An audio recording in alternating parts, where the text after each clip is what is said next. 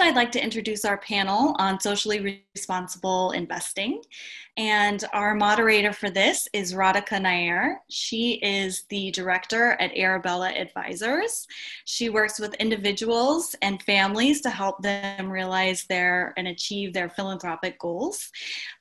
Before she was at Arabella Advisors, she was a associate director in strategic philanthropy with Dasra. So Radhika, please, we'll turn it over to you. Thanks, Gabriel, and congratulations to Mihir and Rohan. And I think I have the same headphones as Rohan, so I hope that makes me, in touch with the next generation. So welcome to I believe this is the final panel session for the summit, and we have saved the best for last. For the next half hour, we're going to spotlight impact investing, which is an investing approach that individuals and institutions can take to make our world more positive, equitable, and just, alongside effective grant making and advocacy. All money has impact, so we might as well make sure that impact is positive. In today's discussion, we won't focus on making the case for impact investing, which we probably all know and have heard, but we'll focus on 3 goals: demystifying impact investing for those who may be earlier in their impact investing journey, highlight concrete opportunities for taking action, and at the macro level discuss, is this a big reset point for impact investing, just as it is for grant making, and have we seen the best impact investing can offer? If not, what will it take to get there? And we're going to explore these questions with 3 experts who have diverse experiences with impact investing in the US as well as internationally. And I would call them role models in impact investing. We have Shekar Narasimhan, who is managing partner of Beekman Advisors. He also serves as chairman of Papillon Capital, which is focused on sustainable infrastructure investing. We have Vijay Advani, who is the executive chairman of Nuveen, the investment manager of TIAA. Vijay is also on the board of the Global Impact Investing Network. And we have Sachi, who is co-founder and chief impact officer of Upaya Social Ventures, which is a social enterprise growing early stage businesses to create dignified jobs for the poorest of the poor. And a few context setting points before turning to our speakers. So what are we talking about when we talk about impact investing? The field is plagued with confusing terms, so want to provide some quick, clear definitions. First, impact investing is defined as investments made into companies, organizations, and funds with the intention to generate social and environmental impact alongside a financial return. Impact investments aren't any one thing. They are the range of opportunities you can pursue between traditional investing and grant making. And the first rule of engagement in this approach is really to clarify your intention and motivation. Do you have an investor or a philanthropy mindset? Is your goal to maximize profits while aligning your financial portfolio with your personal values? Then responsible and sustainable type of impact investing may be for you. And that refers to applying both positive and negative screens to your investments, taking out bad actors, and proactively pursuing investments based on ESG goals and criteria. Or is your objective to seek out the best solution for the challenge you want to solve and bring greater resources to bear in pursuing your philanthropic goals? In that case, you may want to pursue an impact first approach to impact investing, where financial return is secondary to social impact. And this could look like making an investment in a mission-driven company that has a scalable solution to a problem you're trying to solve, which you wouldn't be able to duplicate through traditional grant making. So that was a few definitions for context, which leads me to the first question. And Vijay, I want to start with you here. Can you tell us more about your work at Nuveen?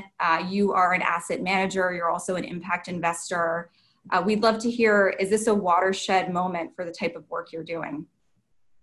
So firstly, thank you, as well as Radhika, as well as thank you to the Indiaspora for giving me this opportunity. I think the way we look at this is, it's a continuum, it's a journey, not a destination. And you start with responsible investing, you move on to ESG products, then you go talk about impact, and finally, philanthropy. And at Nuveen, we manage roughly about $1.1 trillion, and we have committed that by the end of this year, our entire portfolio teams will look at ESG factors before putting them into a portfolio. So that's a big commitment. I think it's the first any large asset manager has done. From the $1.1 trillion, 30 billion is in ESG funds and about 5 billion in impact. So we've had about 5 decades of experience in impact investing, all the way back from the apartheid time in South Africa. And it's ironic that September of this year was the 50th anniversary when Milton Friedman said there's only one social responsibility of a business, and that is to generate maximum return for their shareholders. And obviously a lot has changed since then. There's not a single RFP that we get where they don't ask us about our values, about our impact, about our responsible investing, whether it's in the munis, whether it's in equities, whether it's in private equity. I'll just leave you with one thought. Responsible investing, so why it is a watershed, I would say, assets subject to responsible investing reached, has gone up by 18 times since 1995 to an estimated $12 trillion. Okay. Also, now it represents $1 in $4, or 38% increase from just 2 years ago. So clearly, as millennials, and we heard two young citizens talk about that, as millennials inherit money, they feel that it's not just about the return you make, but also doing well while doing good. So I think it is, and this pandemic has just magnified that. So I think it is a watershed time, and we as a firm are fully committed.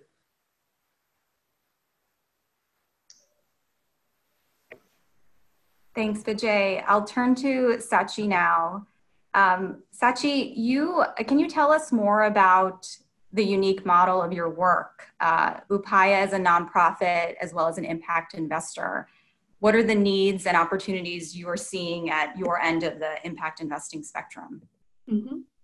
Yes, thank you so much, Radhika, and to Indiaspora for this opportunity. So we at Upaya have been at this for a decade. And yes, we are a nonprofit. We made that decision deliberately because we are at the impact first side of the spectrum that you talked about. No matter how well our investments may pay off in terms of a financial return, we would have failed if we haven't hit our impact targets first. And our North Star is to make sure that we invest in businesses that can create dignified jobs for the poorest of the poor.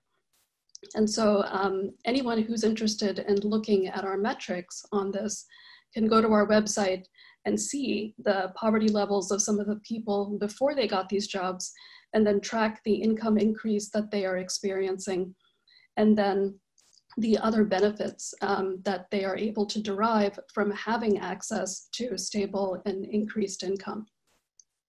It's especially because we work in the most marginalized communities in India that we decided to structure as a nonprofit and really put philanthropic capital to its best use. We love philanthropic capital because it is the most patient capital. It is the most risk tolerant capital. We don't have investors that have set really high IRR bars for us. So we can take philanthropic capital and then we invest it as long-term patient capital in the businesses. And we feel that it might take 5, maybe 8, maybe even 10 years to recover that capital and get some upside. But that's precisely what these businesses really need. They need someone who is going to stick with them, give them the guidance that they need so that they can scale up and really create jobs and leave our nest and be able to tap into the capital markets. I'll just quickly end with saying that our average investment size is $50,000 US. These are very small, early stage companies that, and in very rural areas often, that we are investing in. But over the last 10 years, we've made 22 investments that have collectively created over 16,000 jobs for the poor. Thanks, Sachi, and we'll come back to you. Want to hear more about the urgent opportunities right now in India. Mm-hmm. Moving to Shekar, I want to bring you into this conversation. Shekar, I know you do a lot. You are a change maker on many different levels. Can you describe for us where you sit on the impact investing spectrum, what work you're doing, what are you seeing from where you are, and provide some examples? I know you do a lot of work in affordable housing, opportunity zones. Sure. So let me just give you a sort of a 30-second history because I've been really inspired by an awful lot of what has been pulled together here by Indiaspora. First of all, my journey after coming from India was to work in Eastern Kentucky, in Central Appalachia in the 1970s, when they actually thought I was Cherokee. And I didn't bother to dissuade them because they didn't know where India was at that time. But 80% of the houses in some parts of Eastern Kentucky didn't have indoor plumbing. It was very hard for people in India to believe that there was so much poverty in the United States. It just struck me that sometimes you do have to do stuff at home also. We actually do have rather severe problems in the United States. I did do a fund that is impact driven on social needs only with entrepreneurs who've moved back from the United States to their native countries in Uganda, Sri Lanka, and India. We've invested in several companies which have all done fairly well because I follow the sort of Ratan Tata school that if you go into emerging markets and you're taking on the hardest problems, if you succeed, that's impact. So we don't actually do what Sachi does, which is frankly, in some ways, much harder work, which is to put impact first and raise money on that premise. But in the last 3 years, the focus for me has been on revitalizing small towns in America. There are 10,000 towns that over the past 30 years have been completely disinvested because of the destruction of manufacturing, textile, tobacco, furniture making, you name it. And because of that fundamental industrial change that's happened, these towns literally got left behind. And we've been figuring out, using opportunity zones, using private equity, what revitalization means that's comprehensive. And if towns decline over 20 years and get disinvested, usually the young people all leave. A very simple measurement standard is, what's the recidivism rate for young people? If they basically start to say at high school that the minute I graduate, I'm leaving, that's a town that desperately needs investment. So we actually go into towns like that, spend 3 years, build some political and governance infrastructure, and then do an anchor project, if you will, to try to bring capital in that's public and private. So that's my focus today in impact is how do you bring back towns that in America where people feel very abandoned and left behind and invest in them. And we're doing it using opportunity zones.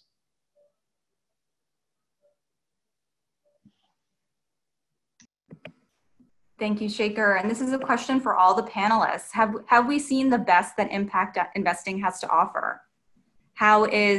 What are the barriers? What do you want to see more of? Vijay, Shekar, Sachi. I can go first. I think the arrow has left the bow. I think this was a fringe investment several years ago. It's become mainstream. I think the next concern I have is impact washing. A lot of people use the buzzwords. So what's important really is impact measurement. We're spending a lot of time. You mentioned I was on the board of the GIN, so that we can measure impact, which is not easy. I mean, in the 1930s, you had the Great Depression, is because each company basically showed out their accounts in a different way till you got FASB. So you really need something that's tangible and is global, that you can measure impact. And that's something that we are now trying to work with the stock exchanges, NASDAQ, New York Stock Exchange, London, to say, if you claim you're doing impact, even if you're a manufacturing firm and you're listed on the New York Stock Exchange, you need to be able to measure that and disclose that. It's nothing like, demonstrating what you've actually done. So that's something I think is the next several years will be the next watershed. It's about impact is here to stay, but it's the measurement and disclosure of impact that will be more important.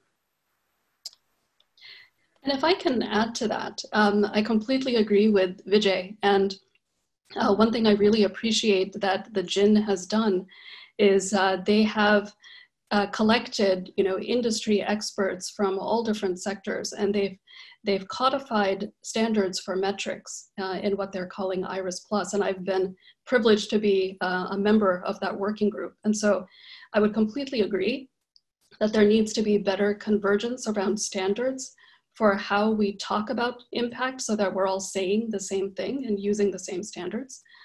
But one thing I would also add to that, to answer your question, Radhika, I do think the best is still yet to come in impact investing. And what I see happening now as a result of COVID that I find very heartening is partnership. Partnership in the true sense of partnership. Yes, I think impact investing was kind of a fringe movement 10 or 15 years ago. It's great that there's so much money pouring into it. But until the pandemic, it was still each organization setting up its own structure or its own fund and going at it alone. And what I'm hearing about now, just in the last 6 months, are these really effective coalitions that have come together. Commercial lenders, venture capitalists, all sitting on the backbone of philanthropy and saying, we're going to put together a blended capital fund. The philanthropy is going to absorb a lot of that risk that is going to be inherent in some of these investments to really have impact. But then the commercial capital can also come in and have its own place to help with the growth and scale of these companies. And to actors that really understand the role that their capital plays, but working together in a really collaborative way. And I think we'll just see so much more of that in the coming months. So Radhika, if people don't know who Raj Chetty is, you should get to know him. And being at Arabella, you probably do. He is one of the most brilliant demographers of our generation at Harvard. What he has done is he's tracked something that we all know instinctively. Where you are born and who you're born to has a great deal to do with the potential for success, unfortunately. So his mobility studies tracking tens of thousands of people, for people of color, people living in rural communities, larger communities, smaller ones, and saying, what happened to them? What was their prospect for success? How much income did they generate over the next 20 years? Is seminal work. Because what it really proves is what I feel like our life should be dedicated to doing, which is it's all very well for politicians to say that, it doesn't matter what zip code you're born in, everyone's going to do great. That's BS, frankly. It's not true. Where you are born, who you're born to makes a great deal of difference. So some people need more help. Some people need more assistance naturally because they start with disadvantage. Others need less. We belong to privilege, most of the people in this line. So I'm not sure that we fully absorb that. So if that's true, what impact investing can focus on, and where I don't think it does today, is focusing on the places where these people are, so that the disparities that they encounter and the income inequality that gets created simply because of where they are can be addressed. And so even in India, this is true. The amount of investment that goes into the top 5 metros in India is 80% of all the capital that goes to the rest of 20% of India. 80%, 20%. It's true in the United States. I think you're aware there are basically 5 places in the United States that get 75% of the venture capital investing. Is that because all the people living there are smarter? Whoops. I don't think so. They've created some constellation of factors that enable those metropolis or those areas to succeed more. I'm just saying, let's duplicate that theorem, as Raj says, in 100,000 places around the world so people can actually live where they are born and be successful. That should be our impact in the future.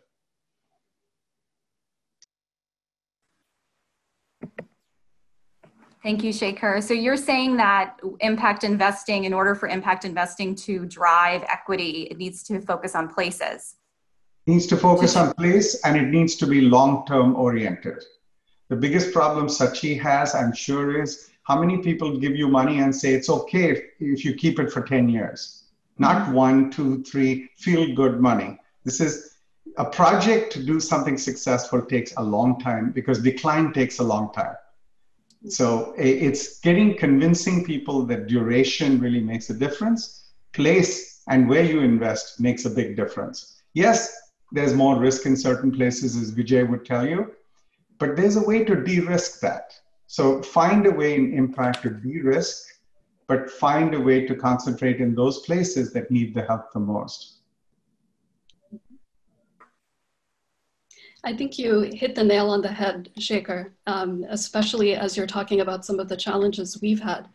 We've been so lucky that we've had foundation partners, philanthropists that have been with us for our entire journey that really believe in what we're doing and really have that patient mindset and want to see the impact. I wish there were many more of them. I wish we could really scale up what we do, and we're starting to, for sure. Come on, Vijay, let's go. Vijay's got the money here, okay? No, I agree with both my co-panelists that, we are seeing, whether it's on affordable housing or financial inclusion, particularly these two areas, and healthcare, that unless you bring these, bring the help to those towns rather than get those, we've seen what happened in India with migrant workers, right? They were all brought to the cities, and then there was this lockdown. But if they were provided the help, and this is a good opportunity, is to provide employment, affordable housing, financial inclusion, healthcare services in smaller towns, when you can basically see, individuals continue to stay where they're pretty much born. And so those are some of the things actually even though we are a very large organization, we have very long-term money because our parent is an insurance company. So we look out 10, 15, 20 years. And that's why we are doing, in farmland, where there's water conservation, et cetera, we can look out several years. But I do recognize the smaller funds have that concern because their shareholders expect a turnaround in 3 to 5 years, which is very hard in impact. And I just wanted to mention, Radhika, I posted something on the chat about the charitable commitment. A partner of mine in Democracy Alliance created this completely voluntary. And basically what it says is for all those that have their own foundations or their own donor advised funds, make a commitment during COVID to spend down more. Because if there is a crisis today, a humanitarian crisis across the world, it is today. So take that commitment. It's completely voluntary. This is not a buffet. This could be very, average people are making this commitment because they're saying, what can I do more of today that would be viable and useful, that can really make a difference? And it's a simple way to do it. So please make the commitment today. Thanks, Shekar. And in this conversation, you all raise an important point of, for those who are listening who are torn between whether they should be responding to the magnitude of need in India or the magnitude of need in the US, what advice would you provide them? Those of us on the line may not have limitless resources, right? There's an opportunity cost for everything. And I know each of you are engaged internationally as well as in the US. Of course, Sachi, you run, you're the co-founder of this organization. What advice would you provide those listening? I'd like to echo what's been said, but especially what Ankur had said on the previous panel, that the time for philanthropy is now. The need has never been greater. But the thing I would add is for everyone, regardless of how much you are able to give, let's start to shift the mindset from philanthropy as relief funding to thinking much more longer term and setting the stage for long-term business development and business health. And so what does that really mean, and what does that translate into? So instead of just giving for aid today, consider making a gift in the form of, say, a recoverable grant to a nonprofit that is investing like us, or a business that could use some kind of growth capital. And people usually ask me, well, if you could give an outright grant, why wouldn't you do that? Why would you ask them to try to recover it? And I say it's very powerful if that small business owner can take that grant and pay you back after a period of 2 to 3 years, then suddenly they have demonstrated that they are a bankable, investable business. And then the capital markets open up for them. So you are really helping with your philanthropy to seed the markets being able to come in. You're de-risking for others. Exactly. You're the trailblazer. Exactly. So and, go ahead. I'm sorry, I was going to say any philanthropist can do that. And Radhika, I don't think this is either or. I think I just remind people that we are among the fortunate. There are 8 billion people potentially in the world who are less fortunate than us. We can't do everything. So be strategic, be smart about what you do, but most importantly, do as much as you can at this time, whether it is in India or it is in the United States.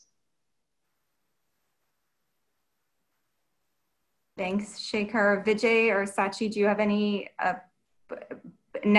concrete recommendations, next steps, final words you want to share? My final word, because I actually have another event that I have to go to, but I think what I'll share with the group, what my family and I do, is rather than spray and pray that everybody, all causes are great. It doesn't matter whether you pick Uganda or India or the United States. You pick what is passionate for you, whether it's education or health, and try and make, not to use a pun, no pun intended, but make an impact in that field. Rather than say, I'll do a little bit here, whatever is the dollar number, whether it's $100 or 100,000, pick something that you care about, that you can follow and have that as a passion. And it could be here or in India, it could be in any field. All of them, all the areas require your help and support.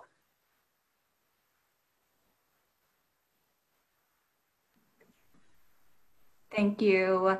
Well, if Shekar and Sachi don't have any final words, I think that we can conclude this panel and I can turn it back to Gabriel and Ashish. Thank you to our panelists. Thank you. Thank you.